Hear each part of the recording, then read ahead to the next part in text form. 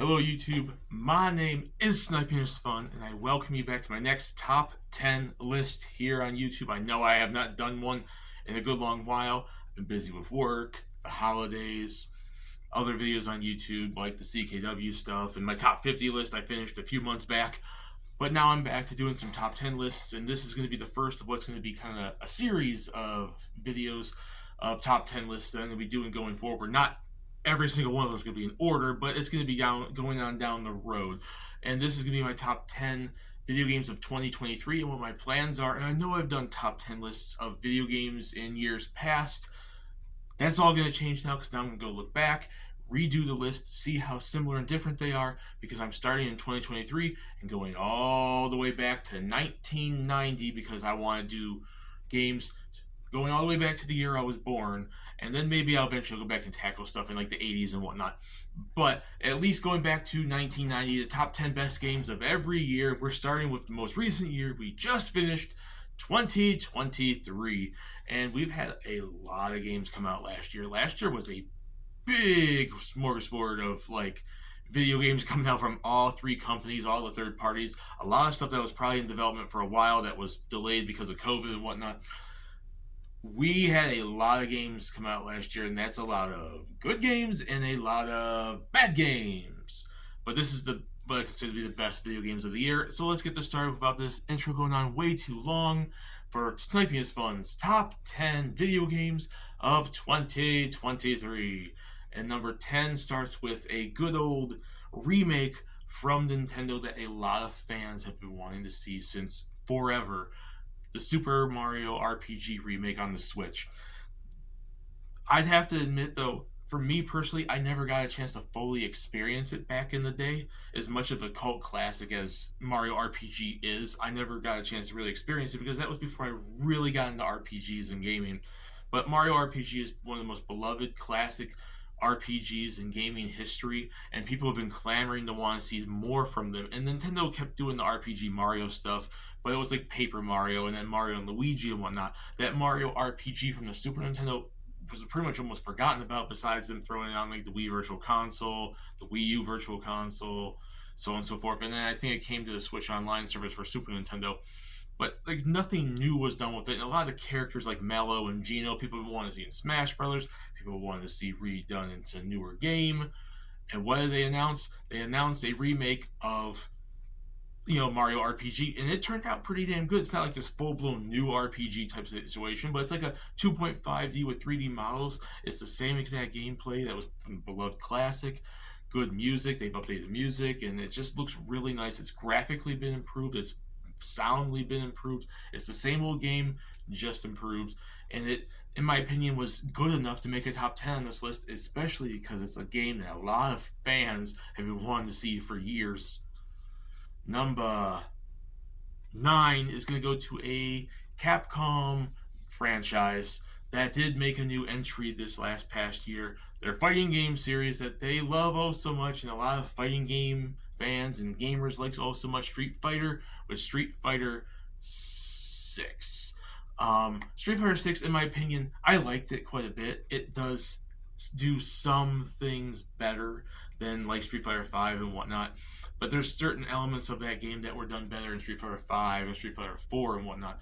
But I do think they're stepping somewhat in the right direction. It's cool to see an actual storyline, a visual storyline. You create your own character and whatnot in that game and make their moveset and build them up and have them interact with the Street Fighter cast. It's cool to finally see a storyline in Street Fighter that's past Street Fighter 3. We finally went further into the future. We're in the 2000s now. Every character is pretty much getting older. They're introducing a couple of new characters. In my opinion, I think some of the new characters are pretty damn cool, like JP and Luke. Well, Luke's not necessarily new, but you know what I mean. Like some of those characters, Jamie, and then some new characters like Marissa and whatnot are okay and kind of cool. I have a mixed bag in my opinion on the newcomers of Street Fighter 6, especially compared to Street Fighter 4 and Street Fighter 5, which I think introduced a lot more interesting new characters than Street Fighter 6 so far has. But I think there's a decent mixed bag in there that if they continue improving upon them and developing them, they could probably become some pretty decent characters. But like I said, you got character customization, which people wanted to see forever in Street Fighter. A good visual story mode, somewhat improved gameplay. The graphics look pretty damn good for most of the characters. I think some of the models are a little eh. I don't really like them kind of go for too much detail and too much realism, but I think it was warranted enough for a ninth spot, and I do think Street Fighter 6 turned out pretty damn good, and it's pretty much what I would consider the fighting game of the year, which goes to show you what's likely not going to show up later on this list. And number 8, we go from one Capcom franchise to another. We go from Street Fighter. We're going to be talking about Resident Evil with the Resident Evil 4 remake. I think it's a pretty damn good remake. It's definitely an improvement over what they did with 3. 3 was lacking in a lot of features, and they cut a lot of stuff out from the original game. But I do think that the Resident Evil 4 remake pales in comparison to the Resident Evil 2 remake, which I think vastly improved a lot from the original game. This is kind of like a mixed bag. There's stuff that's better in the original Resident Evil 4, and then there's stuff that's better in the remake. It's kind of like a mixed bag. It's still a good game. It's still, if you like Resident Evil, and especially if you like Resident Evil 4 and you've played it for the 50 billionth time, I would definitely recommend playing the remake. It's just, in my opinion, it could have been better, which is the reason why it's placed at 8th on this list and not any higher, because I definitely remember placing Resident Evil 2 higher back in the day when that came out. But it definitely made the list. It is good. It's still the same old story, just kind of improved a little bit and adapted like the newer games are. And if you like the original, I would highly recommend you play this. It's not technically as good as the Resident Evil 2 remake, but it's vastly better than the Resident Evil 3 remake. Then we get to number 7, and number 7 is going to go to Bandai Namco's very own, the next Armored Core game, Armored Core 6 Fires of Rubicon. Haven't played too much of the Armored Core games, but this was definitely a very interesting game, because I love me some mech games. I love me mech anime and whatnot, like Gundam and everything. So I like playing games where you can play as giant robots destroying the heck out of everything and fighting enemies and whatnot. It's one of the reasons I love Zone of the Enders back in the day. Zone of the Enders definitely needs a return too. But it was good gameplay. You could customize your mech. You could it's just going on missions, fighting enemies, destroying bases and whatnot. It's just good old-fashioned fun, and that's really all you need for a game like this. Have massive customization for your mech, because a lot of people out there like really making customization with their mech, and I've been hearing that a lot of people have pretty much made freaking Gundams and Transformers and all sort of stuff. You could probably get very in-depth if you can make enough stuff like that. And then the gameplay is just solid old fun, and it's a continuation to a classic franchise that a lot of people like in Armored Core. We're going into number 6, and this is going to go to a first-person shooter game that really did quite surprise me with how good it is, and it stands out amongst the rest of the first-person shooter games that continuously come out, and they're almost always the same thing. And I'm talking about RoboCop Rogue City. So chalk it up to the fact that I like RoboCop a lot. I love the RoboCop movies, even 3 to some extent. But the first one's a classic, the second one's still really good, and the third one, while it's kind of it's still something I grew up with, so I love me some RoboCop, and we haven't seen RoboCop in anything outside of Mortal Kombat 11 in forever. There hasn't been anything with RoboCop lately, and it's just a good old-fashioned first-person shooter where you get RoboCop's abilities, you go around, you shoot all the bad guys, you're RoboCop, and you're freaking being able to do all the sight views, all the stuff that you pretty much saw through the movies, you could pretty much do in that game, and it was just really fun. And it was cool to see RoboCop come back, and then to get the likenesses of pretty much almost every actor from the movies that they could get that are still alive. So I would strongly recommend RoboCop Rogue City if you like first-person shooters and you like the old RoboCop movies, or like his comic book type stuff and the crossovers with the Terminator and whatnot. It's just good old-fashioned fun. You'll enjoy yourself very much so. We're in the top 5, and I'm going to be talking about essentially the next Souls-style game, because I'm talking about Lies of P, which is pretty much taking the story of Pinocchio and throwing it into the dark world of Dark Souls and freaking Bloodborne and all that stuff, like this creepy atmosphere, creepy enemies, Souls game. If you played Elden Ring, if you played Dark Souls, Demon Souls, freaking Bloodborne, you'll know exactly how hard this game could potentially get in the style of gameplay it has. but it's really fun, and it's really interesting to see that much of a different story on, you know, the Pinocchio story. It's very interesting and it's very unique, and it hooked me in from just seeing what the premise of the game was, and it was really fun. And if you like those style games, and if you want to see like a this dark take on a classic fairy tale, there you go. It's really fun. Number four, we're gonna go to the controversial choice on this list, but I do believe this game deserves a lot more praise than a lot of media personalities would love to give it. But I thought the game was pretty damn fun. It didn't deserve any of the hate it got, and it turned out to be a pretty damn fun game. I'm talking about Hogwarts Legacy. It was what the game we wanted to see forever from Harry Potter. We wanted to give a game where we can create our own characters, and then we can, go through the story, go through the school, take and attend classes and stuff. It's pretty much what it was. The gameplay actually gets in depth once you start learning spells, and you can do all the combos and stuff like that. You learn some really fun spells. Traversal is really fun when you get the broom and hippogriff and all that other stuff. And there's a lot to explore. It's not as big as a lot of these big games lately have been, like the Assassin's Creeds and all that have been. But it is a fun game.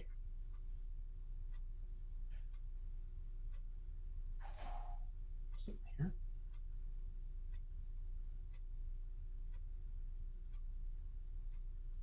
With that being said,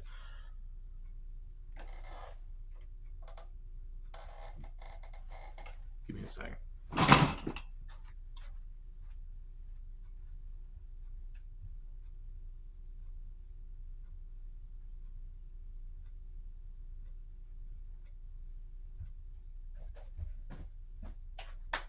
I don't know what that was. Someone's downstairs or something. But yeah, Hogwarts Legacy just had a lot of fun. It's something that since I got into Harry Potter, and I know a lot of people that love Harry Potter, the books and the movies and the games and all that stuff from the 2000s and 90s and 2010s and whatnot. It's something we all wanted to see since forever. And we finally get it. And because of the controversy, everyone's freaking crying over it, and it did nothing. All the complaining and the protesting, it did nothing to the game. It's the top selling game of last year, in my opinion. It definitely deserves that. Like, it's right. It's my number four. It was one of the better games to come out, and like I said, the gameplay is good, customization, all that sort of stuff. There are a few clunks here and there. It's not the most well put together game, but it's not like all this trash that we see nowadays where they come out and they're all broken and everything. The game was pretty damn good from the get go. Maybe a few patches here and there, and it's just fun. It's essentially it's what we wanted to see from Harry Potter since forever. And now that this game sold bucket loads, now Warner Brothers should know to make more Harry Potter games. And the rumor is they want to make sequels to this and more games and whatnot. And I say welcome it. I want to see more Harry Potter content. And there's that. We're in the top three, and number three is going to go to the game that a lot of people pictured as Game of the Year, and it actually won most of the Game of the Year awards, and I do think it was a good game. It just barely missed the mark in my book, and I put it at number three, and that's Baldur's Gate 3. Baldur's Gate's a classic franchise. It's a big RPG type franchise that's existed since the 90s, and especially on PC, and all the spin-offs like Dark Alliance and stuff on the PS2, GameCube, and Xbox and whatnot. Baldur's Gate 3 had a lot of fun characters and good. It was graphically good. It was a well put together game. A lot of content, but it barely missed the mark. I think in terms of what I think number one and number two are. But it did serve its purpose. Especially compared to a lot of video games that come out nowadays that have hardly any content in them. This game was jam packed with it. It was a fun experience. It might have had a few little red flags and a little iffy things here and there with it, but I think it was an overall good experience, and I would definitely recommend you play it if you played older Baldur's Gate and you like RPG and fantasy medieval style worlds. Give it a shot. Number two is going to go to another fantasy game. We're jumping back to the world of Nintendo because I'm giving the number two spot to The Legend of Zelda Tears of the Kingdom, which was pretty much just Breath of the Wild with more stuff to do and more story-driven kind of elements compared to the first game where it was like more open world like the original Legend of Zelda on the NES. And this one had a little more of a story-driven element to it. They had all the more abilities to do, more places to visit, more dungeons and story-driven elements. We got the return of Ganondorf, and we actually faced actual Ganondorf and not like demon sealed, Ganondorf and Ganon and whatnot. It's cool to see him back. He actually was adapted fairly well, and we see a cool new version of Ganondorf. We still have Zelda there. We still have Link there. All the Guardians, every character that pretty much showed up in Breath of the Wild is here in this one, and it was just more of the same, but more content and improved upon versus Breath of the Wild. And definitely, it took like this game took more use of the Switch's hardware than the original, because the original also was on Wii U. And it's just it's a good Zelda experience. If you like Legend of Zelda, especially if you like Breath of the Wild, I would strongly recommend this. It just barely missed the mark on number one, because at this point in time you haven't seen it on this list, and you should know exactly what number one's going to be. But before we get to number one, here's some honorable mentions of games that I feel were really, really good and really stand out. Like I said, 2023 was filled with so many games, but they barely missed the mark. But they are all strong recommendations for me, that honorable mentions for other really good games in the year. They just didn't make the top 10 list. We have WrestleQuest. If you like wrestling games and you like RPGs, it's an indie darling mesh of wrestling and RPGs. It's a really fun experience. Like a Dragon Gaiden, The Man Who Erased His Name. If you like Yakuza, this is the next big Yakuza game, and it's more like Yakuza than Like a Dragon, the previous one, which was more of an RPG. Pikmin 4, we finally got Pikmin 4, and it turned out really damn good. Fire Emblem Engage, I know the English translation of it was a little wonky, but the gameplay was pretty fun, and it's the same old good old fun Fire Emblem gameplay. Final Fantasy 16, the next big Final Fantasy game, I thought it was pretty damn good. It just kind of missed the mark from the top 10 list, because I think previous Final Fantasy games were better, but it is, if you like Final Fantasy and you want a new one, give it a shot.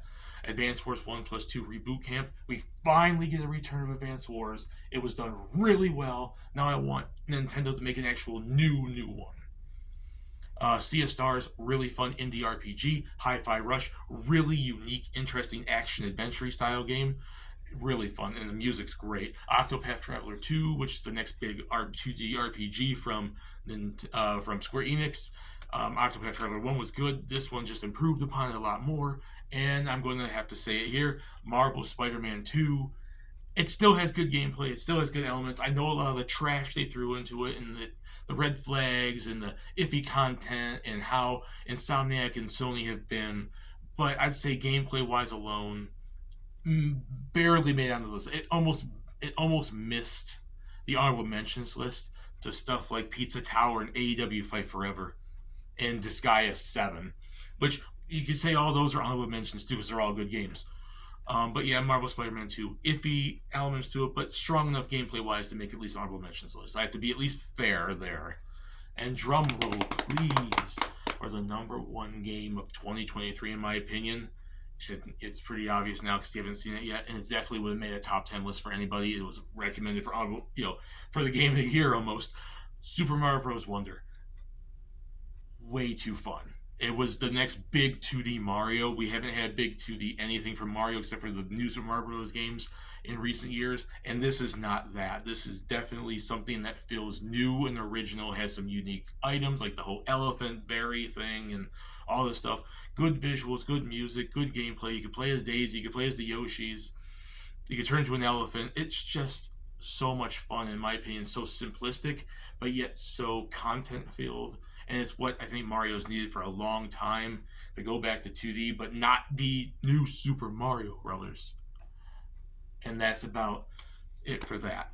So that's my number one game for 2023. So let's go down the list. Number 10 was Super Mario RPG Remake. 9 was Street Fighter 6. 8 was Resident Evil 4 Remake. 7 was Armored Core 6.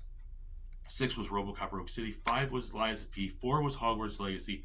3 was Baldur's Gate 3. 2 was Legend of Zelda Tears of the Kingdom. And 1 was Super Mario Bros. Wonder. I hope you guys like this list. Put in the comment section what you guys think.